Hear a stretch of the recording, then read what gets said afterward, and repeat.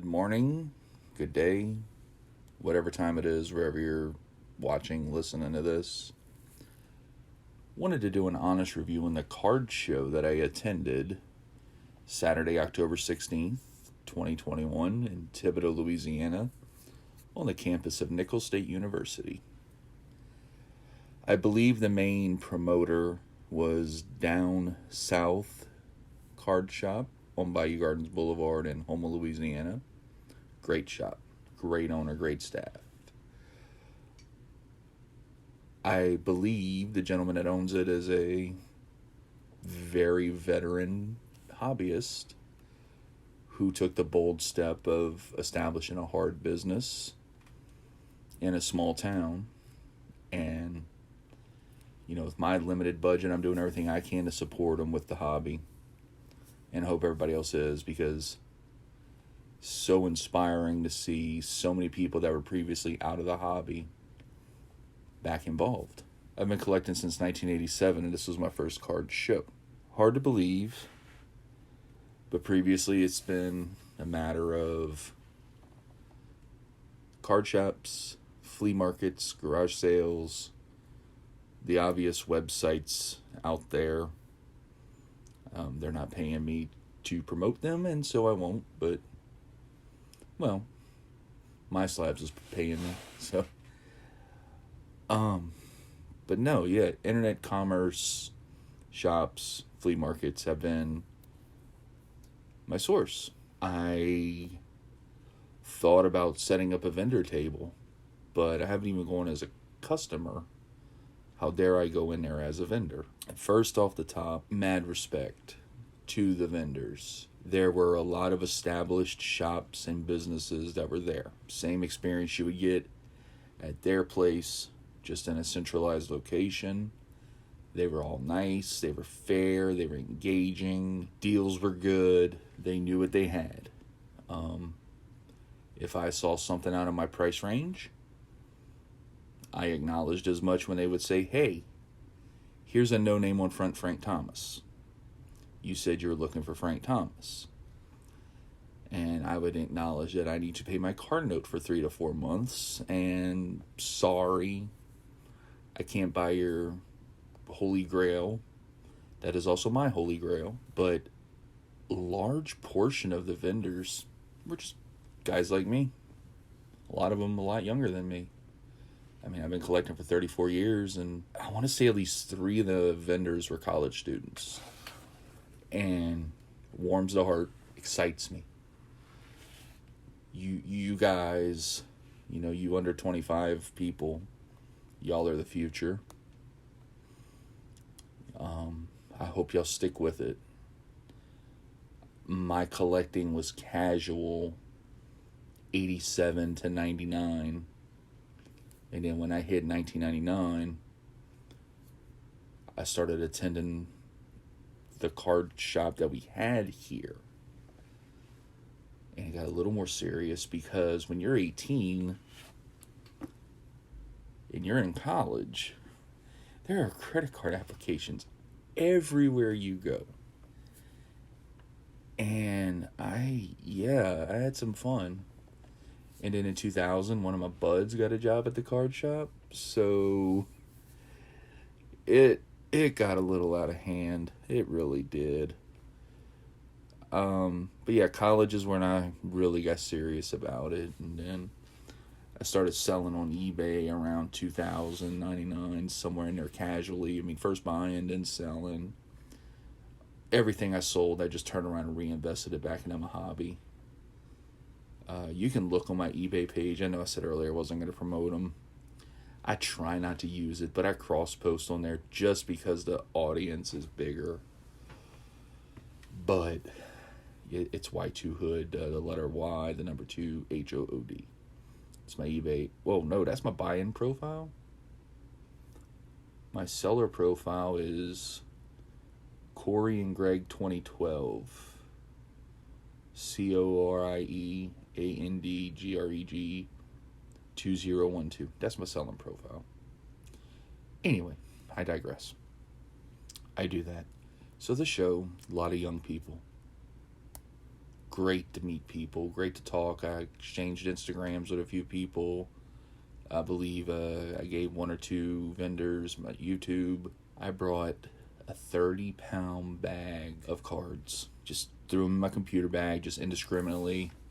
Hey, someone might want this. Nobody wanted anything I brought. I brought some good stuff. But in the defense of the vendors, come on, they're there to make money. They're not there to buy from Joe Blow off the street. I get it. Maybe was hoping to do some trades because that was my preference. They didn't want to trade. And they were excited to look at my stuff, but they were there for what they were there for. And I get it. I'm not offended at all. Lesson learned for me. For future events, probably bring a smaller amount of inventory if I'm going as a customer and I want to trade.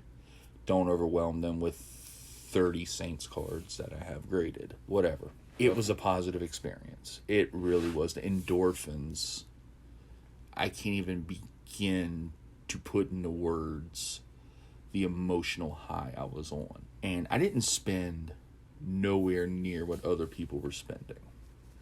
I think my budget probably covered one person's vendor table just to be there. I wasn't there to spend FU money in there. I was just in there, to have fun, experience things.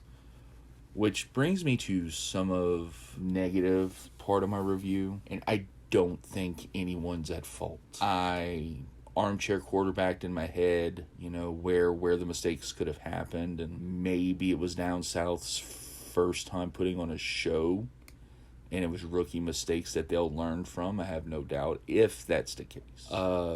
The signer that I went to see was Buff Bagwell. Wrestled in WCW in the 90s.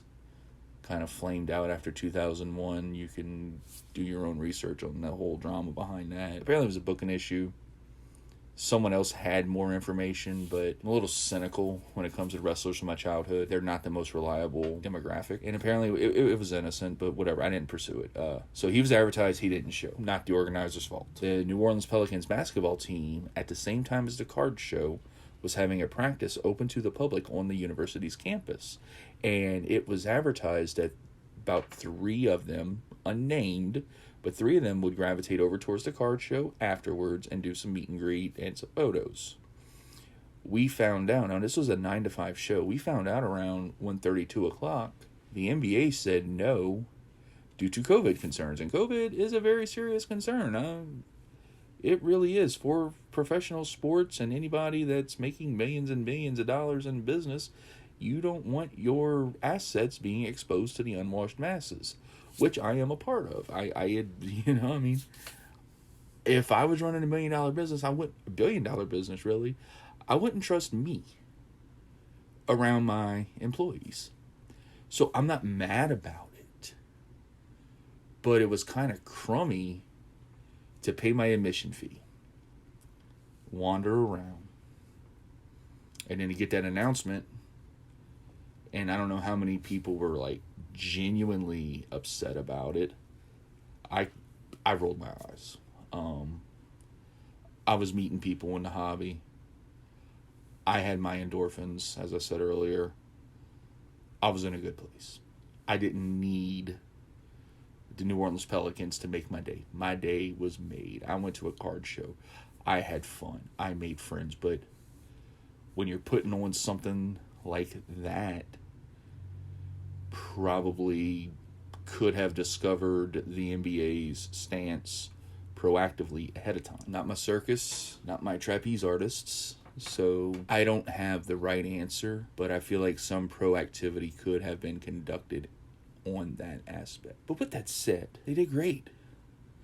The gentleman that owns the card shop locally that put on the show was on the floor. He was making his rounds. He was shaking hands, patting backs. The vendors, the customers, whatever, you made eye contact with him, you were getting a, hey, how you doing? You were getting, are you having fun? He was checking with everyone. He did everything right to the best of his ability. And I am going to throw so much benefit of the doubt on the Pelicans flaking, Buff flaking, not his fault, I think. If it happens again, then it's going to be one of those things I hope he really takes a hard look at the planning of these events, what's working, what's not working. For me as a customer, I would have gone whether or not those people were advertised. Some people may have gone because of the advertised guests, but it was definitely a family event on both sides of the table. I saw at least 4 families, an obvious husband, wife, boyfriend, girlfriend situation with their kids working the table. One family, the kids were passed out. It was adorable. And I'm not even a person that likes kids, but it was adorable. Like, they were there together, and, you know, good for them. It's good to see the hobby have that draw in a small community, and to draw people from the metro areas to a small community. I walked out a good bit lighter in the wallet, but I felt good. I even borrowed an old Jeff Foxworthy joke, and I called my wife on the way home, and I was like, hey, you're not gonna like this, but I bought a Frank Thomas card. So my buddy bought a Frank Thomas autograph. So I bought a Babe Ruth card. So my buddy bought a Babe Ruth rookie. So not to be outdone, he bought, what did I say he bought in response? He bought a pile of Murderer's Row autographs. And in response, I bought this. And we just kept going back and forth, just one-upping each other. And I said, so he bought an entire vendor table. And I said, well, so I bought out the entire card shop. And you start Monday. Had fun. Overall, I mean, for a first experience in a small venue, I might be chasing that high again the rest of my life. I don't like large crowds. And from seeing the videos of the National, while it is circled on my bucket list as a hobbyist, I should probably just leave it as theoretical and not an actual plan. So yeah, honest review, really amateur hour when it comes to putting these videos together. I didn't even really want to put my ugly ass mug on the camera, but I thought it might be easier to do it this way. I'll try to intersplice some photos of the cards I picked up. So, all right. That's my review.